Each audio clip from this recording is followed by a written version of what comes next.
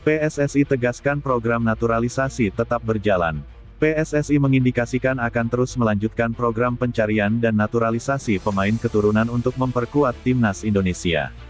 Langkah ini dilakukan demi meningkatkan daya saing skuad Garuda di kancah internasional, sebagaimana yang juga diterapkan oleh berbagai negara lain. 3 pemain keturunan siap bela timnas Indonesia. Timnas Indonesia terus memperkuat skuadnya dengan mendatangkan pemain keturunan yang telah menyelesaikan proses naturalisasi. Pada FIFA Matchday Maret tahun 2025, 3 pemain keturunan resmi akan membela Merah Putih, yakni Emil Audero, Joey Pelupesi, dan Dean James. Ketiganya diharapkan dapat memberikan dampak positif bagi performa Indonesia dalam laga kualifikasi Piala Dunia 2026. Ketua Umum PSSI, Erick Thohir, menegaskan bahwa pencarian pemain keturunan dan program naturalisasi akan terus dilakukan sebagai bagian dari strategi jangka panjang. Ia menekankan bahwa langkah ini bukan sesuatu yang asing di dunia sepak bola, mengingat banyak negara menerapkan kebijakan serupa. Kita tahu banyak negara sekarang mengadopsi para pemain keturunan untuk memperkuat tim nasionalnya.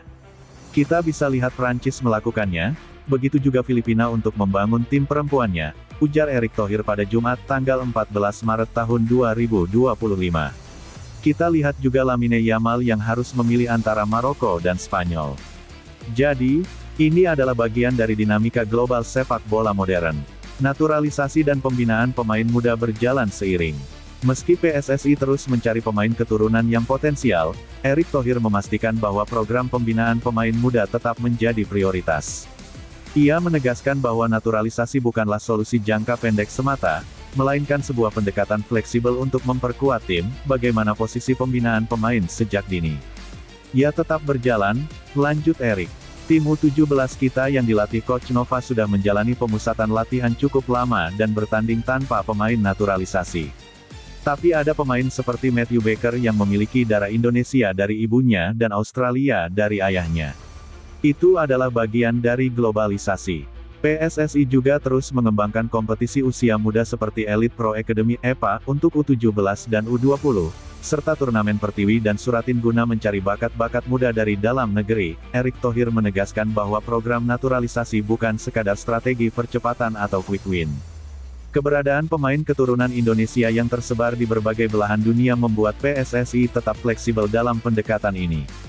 Jadi kalau ada yang bertanya soal program naturalisasi, ini adalah bentuk fleksibilitas. Kalau memang ada pemain keturunan yang berkualitas dan ingin membela Indonesia, tentu kita terbuka, jelasnya. Tetapi, ini bukan hanya soal kemenangan instan, melainkan bagian dari strategi jangka panjang dalam membangun tim nasional yang lebih kompetitif.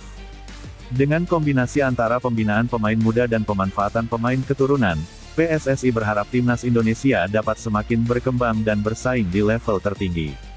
Kini, harapan tertuju pada 3 pemain baru yang siap membela Merah Putih di laga-laga penting mendatang.